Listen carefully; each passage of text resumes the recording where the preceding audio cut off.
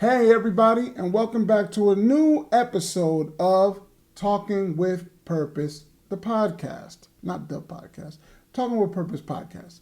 And today, we are going to be talking about our next love language, Number which 3, is gift receiving or receiving gifts. gift receiving gifts. It all means the same thing, and it's the same thing, actually. Go ahead, babe. Please get us started because All right, so I know you got good stuff. a little recap. We started out with physical touch. Yep. Then we did words of affirmation, and now we are on receiving gifts. Yes. Okay, so we're talking about the 5 different love languages, what they are, and how you can determine whether or not it pertains to you. Mm-hmm. So, receiving gifts. This love language, I would say a lot of people have. For some people, gifts make them more happy to receive a gift than anything else. It helps you create a memory associated with something. But when it comes to receiving gifts, someone that has that as their primary love language, you got to think of why they're like that. So it's not always a bad thing. For some people, it could be as simple as they're used to it, right? Since they were a child, their parents or grandparents or whoever they associate with receiving a gift from someone as a form of love, you know? So, everybody receives love differently. So, for example, if you live in a household full of huggers, that's the first thing people say is like, I'm a hugger. You know what I mean? Like, and it's typically the whole family's like that because that's what they're used to. Yep. So it's kind of the same thing with receiving gifts. Okay. So you had someone that was constantly giving you gifts, and there's also a flip side. Or you were somebody who never got gifts. So now as an adult, you have that trauma to where it's like that nobody ever thought about me, nobody ever got me anything, and now I feel the need to be shown love in that area.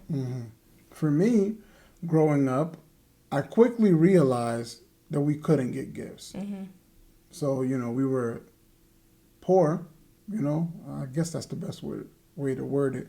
We were poor, so when I got to a certain age, and I can't remember what age it was, I realized, oh, yeah, we can't ask for things. I grew up not going to sports events, which are things that I would have loved as a kid because I played sports all my life when I was a kid. Not going to wrestling events, not doing this, not doing that. I ended up doing everything I liked when I got married with my wife.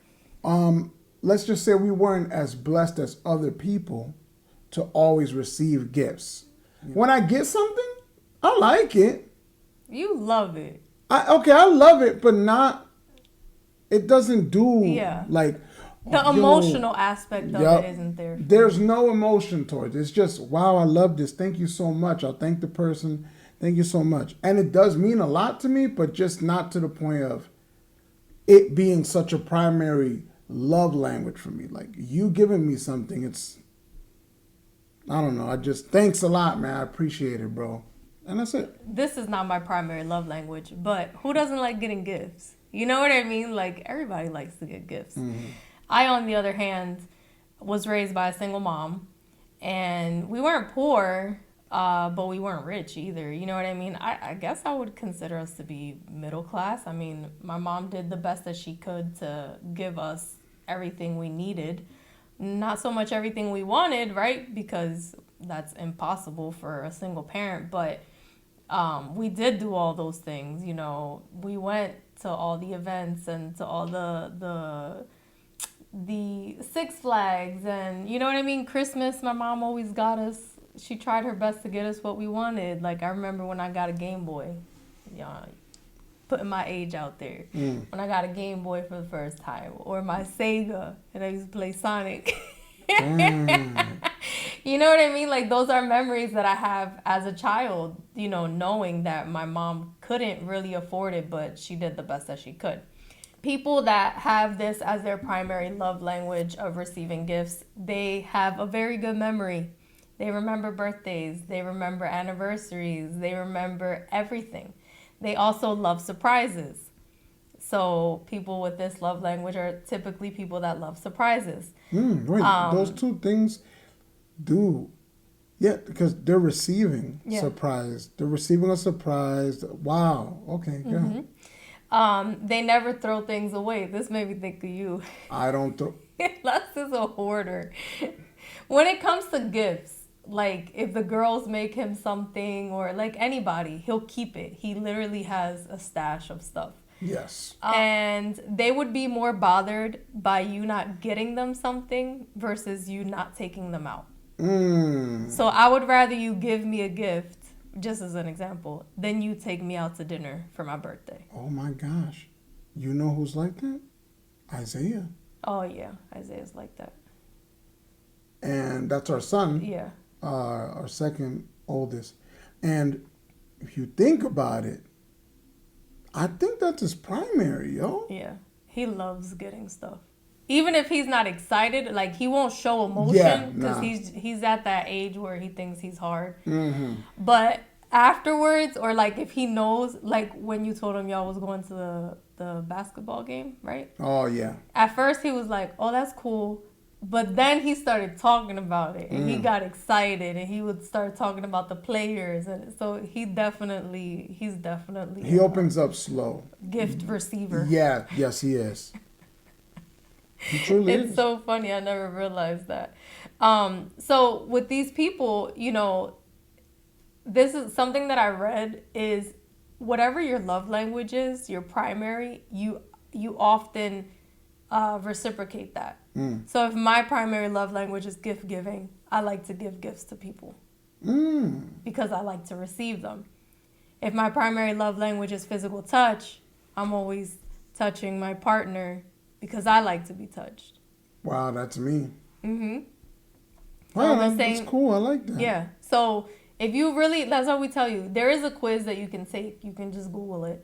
But if you just really talk to your partner or whoever you're trying to learn about, you'll notice. I feel like you'll notice quickly what is their main. And again, you can have more than one. It's just there's always going to be like the top ones, and then they kind of go down in importance. So my question to you is this: do we only focus on the main? I don't think so. Or do we try, right? And you guys in the comment section if you want. Or do we try to make sure we attack all 5 just so it could be covered around the board? If you're being conscious of the primary one, then all the, like I know for you, physical touch and words of affirmation. Like I feel like those 2 for you are equal. I don't feel like there's a 1 and 2. I feel like there's a 1 and a 1. Well, you know what I mean? So there's 1.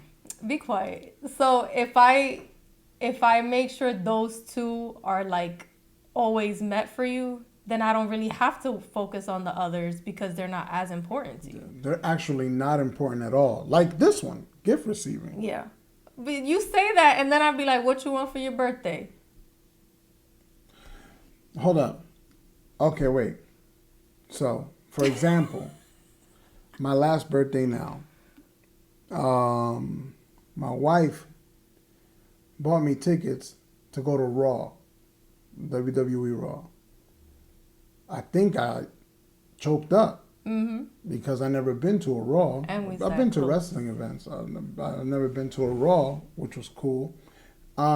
So now I want to go back and say that I think it depends on what I receive. Again, look at this connection I just made right now in my head. I never went to a wrestling event when I was younger. Now I go to them whenever we can, but I go to them. If I receive to go to one as a gift, you're unlocking that child that didn't have it, so now I act like a kid. You know? So I do want to go back and fix that. So don't listen to what I said before. This is new. There are some gifts that to me are very important, but it's not. I don't know, babe. I don't know. It's true because so we've been married 11 years, going on 12. When it comes to gift giving for him, for example, I feel like I underestimated the things that I've done in my life like when I met Les, because it would be like, you never went to Six Flags? Oh, I remember that. Like, What? what? You never went to the zoo? Like, because for me, he has both his parents had, his father passed away, but he grew up with both of his parents. I only grew up with my mom. So it was like, how you have both your parents and you never did anything. Wow, I see it. And I only have my mom and I did everything. Like, my mom took us everywhere, so she did her best, but it was hard for me to understand. So when we got married, like, do you remember the first gift you got? Our first year of marriage? When I say it, you're gonna remember. Cologne? No. I got you the keyboard. Oh! Oh, yeah. His first gift from me for Christmas was a keyboard. And if you guys would have seen the excitement on his face. Yeah, I remember. It was... So I love getting less stuff when I know that he hasn't had it or he's wanted it for a while, because the excitement, he's really like a little kid. Yeah. He's like a little kid. It is. And it's fun. And you know what? That goes back to my prior point of not having it, receiving it. It doesn't matter how old I get. If I get something that I never received, man, I'm gonna act like a kid, I guess. I don't know. Yeah, that's true. So, do you feel that if your primary love language is gifts, that person is materialistic? I don't know. Not necessarily, I don't think. I agree with you. I don't know. That person that likes to receive gifts is not materialistic. Are there people that are? Absolutely. But not in this case. Again, we're talking about how people receive love. Mm-hmm. So this is how they receive love. So it's not that what you get them has to be expensive. It's just a matter of showing them that you thought about them. Yeah. Right? So I think of the girls. Every time they go outside, they bring inside a dandelion. It's the cutest thing. And it's man. like, I brought you a flower. And I'm like, in my head, I don't say this out loud. I'm like, first of all, that's a weed, but thank you. And I'm like, thank you so much, baby. I love it. And then it dies. And then they keep, every time they see one outside, they'll pick it and they bring it to you. So it's one of those things to where, like, I'll go to Walmart and I'll go and I'll get groceries or whatever I went there for. And I'll come back and I'll be like, I got you a surprise. I do this to Les all the time. It'll be like, what? And it'll be like a Hershey bar, a Hershey almond. And he just laughs. But it shows him that I thought about him. Mm-hmm. I was outside. I went to the grocery store, wherever I went, but I still made an effort to think about you. Yes. You know what I mean? Like, so that's how people with that receiving gifts, that love language, they just want to see that you thought about them. So like we said, it's all about thinking about the person and showing them that you see them. Like, I have a list in my phone under in contacts. I have an iPhone, and in the notes I'll put stuff that person likes, and that's what I do. So that way, if I ever think like, oh, their birthday's coming up, let me get them something, I'll go to my notes and it's in there. Oh, so and so likes the color burgundy. So, you know what I mean? Like, it's about being intentional. And I know for some people it's like, oh, that's too much work. If that's too much work, then I guess you're going to be alone forever. You know what I mean? Because any type of relationship is going to take time and it's going to take work to build on it. So if you're not willing to create that bond with that person, then I guess you don't deserve to have friends or relationships, honestly. Yeah. Thank you for tuning in for our third love language, and we will see you for number 4. We love you guys. God bless you all, and thank you for tuning in to Talking with Purpose podcast with the great one, the most electrifying podcast host that's ever existed, babe. Think about it. The only guy over me is Angel from My Mom's Boyfriend's podcast. I give him that top spot. After him, no one can touch me. Yes, thank you very much again for tuning in. Like, share, comment, and subscribe to the channel. I saw today that we reached 10 subscribers. Oh, nice. Which was cool.